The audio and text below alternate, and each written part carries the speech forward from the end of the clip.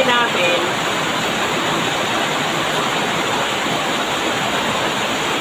May nakasilo dyan kasi may ilagay akong plywood.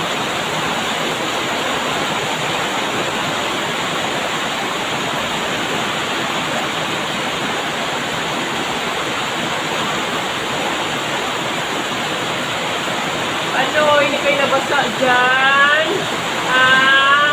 Buti na lang, nilagyan nyo ng patungan yun, no? Tipot lang dyan, ha?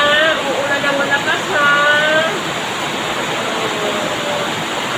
Uulan ng malakas. Yan sila. Buti na lang, naglagay si Luna ng kahoy dyan, no?